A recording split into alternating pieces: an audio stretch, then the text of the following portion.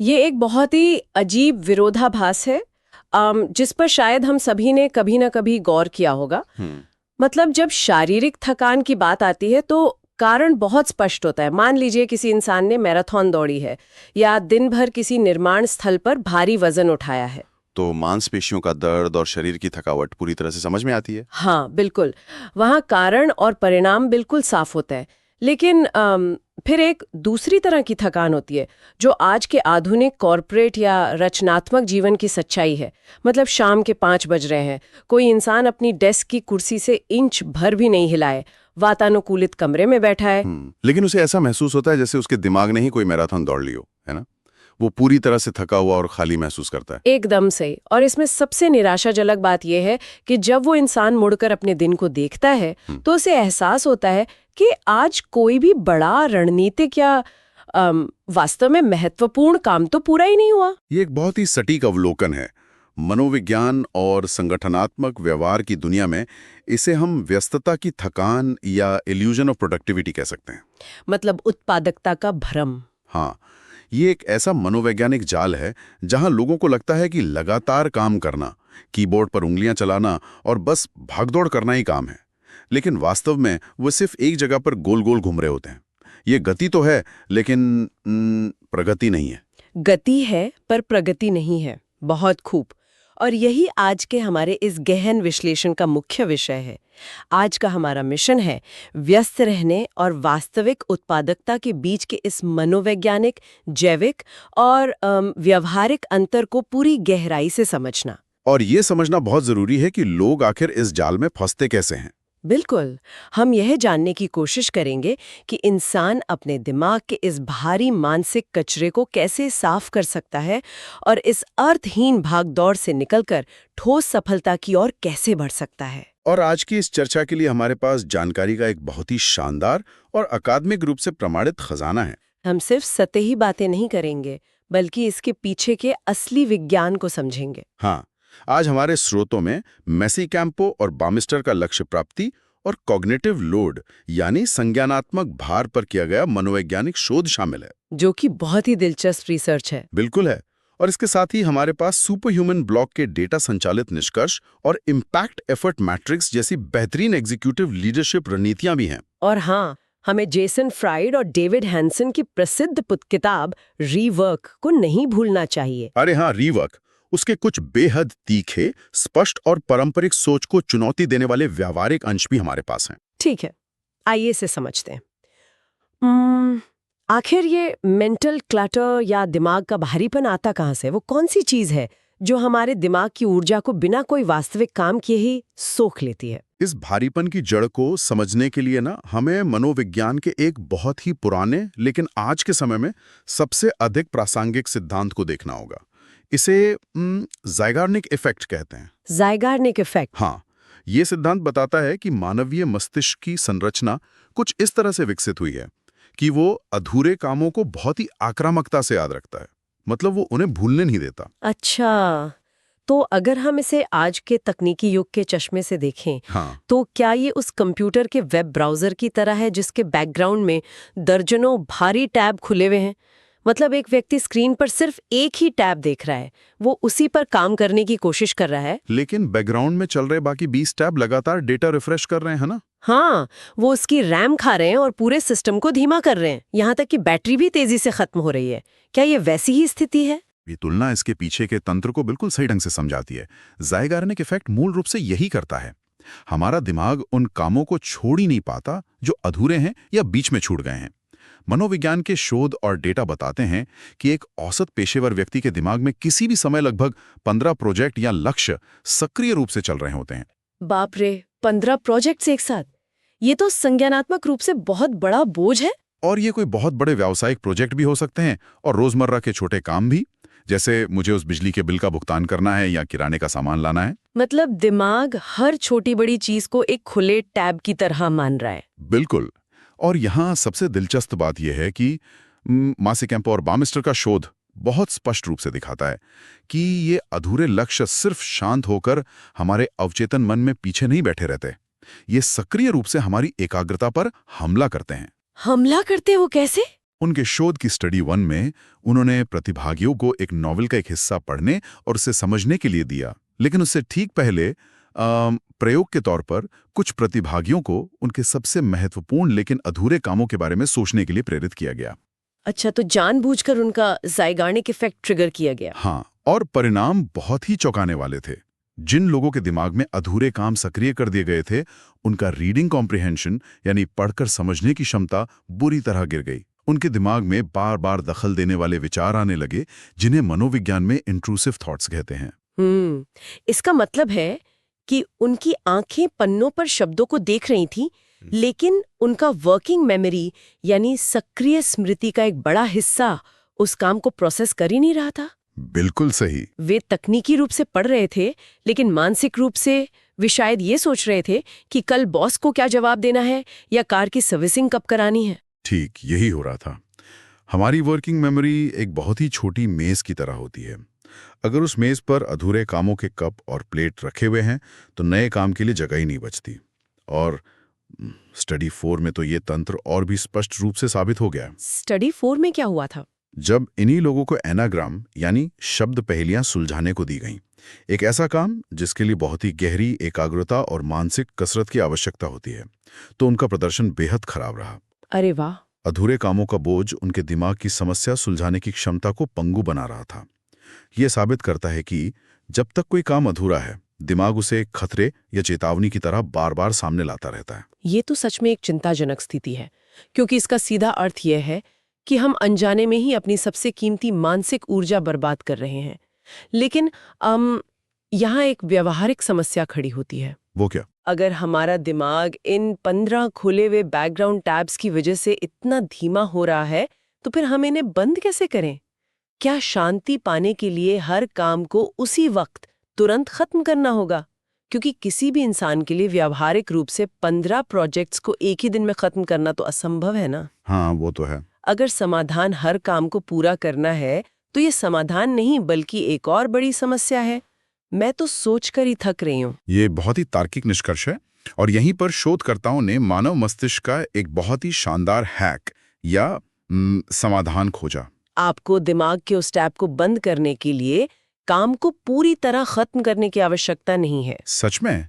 तो फिर क्या करना होता है? मनोविज्ञान की भाषा में इसे इम्प्लीमेंटेशन इंटेंशंस कहा जाता है। इसका सीधा और सरल मतलब है एक विशिष्ट योजना बनाना। मुझे यहाँ थोड़ी असहमति जताने दीजिए। विशिष्ट योजना? हाँ, योजना बनाना। लेकिन रुकिए, अगर किसी इंसान के दिमाग में 15 अधूरे कामों का तनाव है और वो बैठकर उन सभी 15 कामों की योजना बनाने लगे, तो क्या तकनीकी रूप से वो उन कामों के बारे में अधिक नहीं सोच रहा होगा? किसी बहुत बड़े और मुश्किल प्रोजेक्ट की योजना बनाने बैठना तो तनाव को और बढ़ा देना चाहिए कि बाप रे, अभी इतना पहाड़ जितना काम बाकी है। इससे तो चिंता और बढ़नी चाहिए, है ना? ये विरोधाभास पहली नजर में बिल्कुल सच लगता है और अक्सर लोग यही सोचते हैं। लेकिन मैसिकैम्पो और बामिस्टर की शोध की स्टडी 2 और स्टडी 3 की सबसे बड़ी खोज ये है कि हमारा दिमाग ऐसे काम नहीं करता। अच्छा। हाँ, योजना बनाने से तनाव बढ़ता नहीं है, बल्कि अचानक गायब हो जाता है। ये कैसे संभव है? इसके पीछे एक जैविक तंत्र है। हमारा दिमाग ना बहुत ही सतर्क है। जब तक कोई स्पष्ट योजना नहीं होती, दिमाग के अलार्म सिस्टम को लगता है कि अगर मैंने इसे बार बार याद नहीं दिलाया तो ये व्यक्ति ये काम भूल जाएगा और कोई बड़ा नुकसान हो जाएगा। तो वो बस हमें याद दिलाने की कोशिश कर रहा है। बिल्कुल। लेकिन जब कोई व्यक्ति ये तय कर लेता है कि वो किसी काम को कैसे, कब और कहाँ करेगा, उदाहरण के तौर पर जैसे मैं गुरुवार को सुबह 10 बजे अपने ऑफिस की डेस्क पर बैठकर इस रिपोर्ट का पहला ड्राफ्ट लिखूंगा, तो दिमाग तुरंत आश्वस्त हो जाता है। अच्छा, तो इसका अर्थ ये है कि दिमाग काम पूरा होने की मांग नहीं कर रहा था, वो सिर्फ इस बात की गारंटी मांग रहा था कि उस काम को अनदेखा नहीं किया जाएगा। एकदम सही पकड़ा आपने। जैसे ही आप एक विशिष्ट योजना बनाते हैं, दिमाग उस काम के बोझ को चेतन मन से हटाकर ऑटोमेटिक सिस्टम यानी अवचेतन मन में ट्रांसफर कर देता है। उसे पता चल जाता है कि अब गुरुवार सुबह 10 बजे तक इस बारे में चिंता करने की कोई जरूरत नहीं है। ये तो बहुत ही कमाल की बात है। योजना बनते ही वे दखल देने वाले इंट्रूसिव थॉट्स तुरंत रुक जाते हैं, ज़ाइगार्निक इफेक्ट बेअसर हो जाता है और इंसान का फोकस वापस उसी काम पर आ जाता है जो उसके सामने है। ये जानकारी तो पूरी तरह से गेम चेंजर है, लेकिन यार यहाँ ये विषय और भी ज्यादा पेचीदा हो जाता है। अगर संज्ञानात्मक विज्ञान ने ये साबित कर दिया है कि सिर्फ एक सटीक डायरी एंट्री या योजना बनाकर हम अपने दिमाग को शांत कर सकते हैं और अपनी पूरी एकाग्रता वापस पा सकते हैं, तो फिर दुनिया भर के कॉर्पोरेट ऑफिसों में लोग दिन भर पागलों की तरह अस्त व्यस्त क्यों रहते हैं? ये एक बहुत बड़ा सवाल है। मतलब आधुनिक संस्कृति बिजी दिखने को इतना महिमा मंडित क्यों करती है? हर कोई यही कहता मिलता है कि अरे मैं तो बहुत बिजी हूँ, सांस लेने की फुर्सत नहीं है। ये पूरी तरह से एक सांस्कृतिक और संगठनात्मक बीमारी है। और यहीं पर रीवर्क किताब के लेखक जेसन फ्राइड और डेविड हैंसन आधुनिक कार्य संस्कृति पर बहुत कड़ा प्रहार करते हैं। उनका स्पष्ट मानना है कि हमारे समाज ने वर्कहोलिज्म यानी काम के नशे को एक बैज ऑफ हॉनर या सम्मान का प्रतीक बना दिया है। हाँ, लोग ये दिखाने के लिए ज्यादा घंटे काम करते हैं कि वे कितने समर्पित और वफादार हैं। वे इसे सीधे तौर पर बौद्धिक आलस्य यानी इंटेलेक्चुअल लेजीनेस कहते हैं। बौद्धिक आलस्य, ये शब्द सुनने में काफी चुभने वाला है।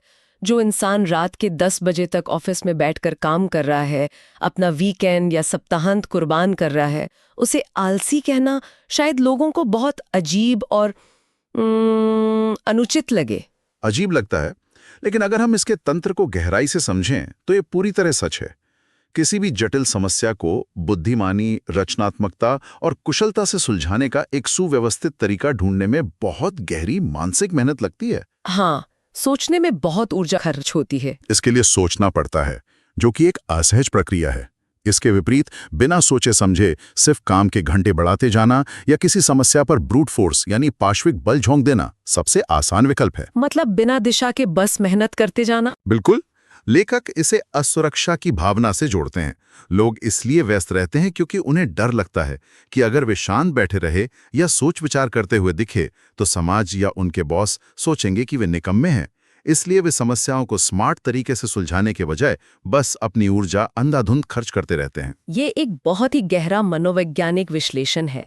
और इस व्यस्तता के जाल का एक और बहुत बड़ा हिस्सा मल्टीटास्किंग है, जिसे लोग एक बहुत बड़े कौशल के रूप में गर्व से अपने रेज्यूमे में लिखते हैं। हाँ, मल्टीटास्किंग का तो आजकल बहुत चलन है। लेकिन सुपर ह्यूमन ब्लॉक के डेटा को जब हम देखते हैं तो मल्टीटास्किंग का एक बहुत ही कड़वा सच सामने आता है, जिसे लोग शान से मल्टीटास्किंग कहते हैं। न्यूरोलॉजी और विज्ञान की भाषा में वो असल में रैपिड टास्क स्विचिंग है। इंसान का दिमाग एक साथ 2 जटिल काम कर ही नहीं सकता। ये वैज्ञानिक रूप से असंभव है। दिमाग सिर्फ बहुत तेजी से एक काम से दूसरे काम के बीच छलांग लगाता है। और डेटा बताता है कि इसी छलांग लगाने में सबसे बड़ा नुकसान होता है। सुपर ह्यूमन के शोध के अनुसार आधुनिक पेशेवरों को दिन भर में औसतन 117 ईमेल आते हैं, और हर बार जब कोई व्यक्ति अपना कोई गहरा काम छोड़कर किसी ईमेल का जवाब देने के लिए इनबॉक्स खोलता है या चैट का रिप्लाई करता है तो क्या होता है? उनका फ्लो टूट जाता है। हाँ, दिमाग को पूरी तरह से वापस उसी गहरे फोकस में आने के लिए जहां वो पहले था, औसतन 23 मिनट का रिकवरी टाइम लगता है। अब जरा सोचिए, दिन में सिर्फ 5 या 6 बार काम में रुकावट आने का मतलब है लगभग 2 से 2.5 घंटे की शुद्ध एकाग्रता का पूरी तरह से नष्ट हो जाना। ये उत्पादकता किसी भी तरह से नहीं है। बिल्कुल नहीं। ये सिर्फ एक डोपामाइन लूप है जहां ईमेल का जवाब देकर इंसान को कुछ पल की खुशी मिलती है, लेकिन असल में वो दिमागी तौर पर खोखला हो रहा होता है। एकदम सही कहा। ईमेल का इनबॉक्स साफ करना मस्तिष्क को एक झूठा संकेत देता है कि काम हो रहा है। व्यस्त रहने वाला व्यक्ति उन 117 ईमेल का तुरंत जवाब देकर शाम को ये सोचकर खुश हो सकता है कि उसने बहुत मेहनत की। हाँ, उसे लगेगा आज का दिन बहुत प्रोडक्टिव था। लेकिन एक वास्तव में उत्पादक व्यक्ति जानता है कि ये 23 मिनट की रिकवरी पेनाल्टी उसकी निर्णय लेने की क्षमता, उसकी रचनात्मकता और उसकी रणनीतिक सोच को पूरी तरह से खत्म कर रही है। तो अब सबसे बड़ा और व्यावहारिक सवाल ये उठता है कि अगर हर समय व्यस्त दिखना एक फरेब है और मल्टीटास्किंग हमारे दिमाग की ऊर्जा को जला रही है, तो किसी इंसान को अपने दिन को व्यवस्थित कैसे करना चाहिए? कामों की प्राथमिकता कैसे तय की जाए? इसके लिए हमें काम को छांटने का एक निर्दयी और तार्किक तरीका अपनाना होगा। अगर मैं इसके लिए एक रूपक का उपयोग करूं, तो क्या ये किसी अस्पताल के आपातकालीन कक्ष या इमरजेंसी रूम में ट्रायाज प्रणाली की तरह होना चाहिए? ट्रायाज प्रणाली? हाँ, वहाँ डॉक्टर मरीजों का इलाज उनके आने के क्रम में नहीं करते। अगर कोई व्यक्ति कटी हुई उंगली लेकर पहले आया है, और दूसरा व्यक्ति हार्ट अटैक के साथ बाद में आया है, तो इलाज हार्ट अटैक वाले का ही पहले होगा। क्या हमें अपने कामों के साथ भी ऐसा ही नहीं करना चाहिए? जो सबसे गंभीर और महत्वपूर्ण है उसे पहले देखना, या फिर जैसे कपड़े धोते समय हम रंगीन और सफेद कपड़ों को अलग अलग करते हैं ताकि काम सही से हो सके? ये ट्रियाज का रूपक बहुत ही उत्कृष्ट है और व्यावसायिक दुनिया में इसी ट्रियाज को लागू करने के लिए इम्पैक्ट एफर्ट मैट्रिक्स का इस्तेमाल किया जाता है। इम्पैक्ट एफर्ट मैट्रिक्स, ये कैसे काम करता है? ये मैट्रिक्स हर एक काम को प्रभाव यानी इम्पैक्ट और मेहनत यानी एफर्ट के आधार पर 4 हिस्सों में बांट देता है। लेकिन यहाँ सबसे जरूरी बात यह समझना है कि लोग किस तरह के काम की ओर सबसे ज्यादा आकर्षित होते हैं। मुझे लगता है कि इंसान स्वाभाविक रूप से उन कामों की तरफ भागता है जो आसान हो, यानी लो एफर्ट वाले काम, जिनमें मेहनत कम लगे। दिलचस्प बात यह है कि ऐसा हमेशा नहीं होता। मनोविज्ञान बताता है कि कई लोग जानबूझकर लो इम्पैक्ट और हाई एफर्ट वाले कामों को चुनते हैं, मतलब कम प्रभाव लेकिन बहुत अधिक मेहनत। ऐसा क्यों? कोई जानबूझकर ऐसा काम क्यों चुनेगा जिसमें मेहनत ज्यादा हो और परिणाम कुछ ना निकले? ये तो बेवकूफी लगती है। क्योंकि ये उन्हें वो व्यस्तता की ढाल प्रदान करता है जिसकी हमने पहले बात की थी। जब कोई व्यक्ति किसी ऐसे काम में घंटों पसीना बहाता है जिसका कंपनी या जीवन पर कोई खास असर नहीं पड़ने वाला, तो वो दूसरों को और खुद को ये दिखा सकता है कि देखो मैं कितनी मेहनत कर रहा हूं। अच्छा, तो ये उन्हें सुरक्षित महसूस कराता है। बिल्कुल, जबकि वास्तव में ज्यादातर focus high impact low effort यानी क्विक विंस और हाई इम्पैक्ट हाई एफर्ट यानी जो रणनीतिक प्रोजेक्ट्स हैं उन पर होना चाहिए। कम प्रभाव वाले कामों को या तो किसी और को सौंप देना चाहिए, जिसे डेलीगेट करना कहते हैं, या पूरी तरह से खत्म कर देना चाहिए। और जो काम बच जाते हैं उनके लिए काम करने का तरीका भी बदलना होगा, है ना?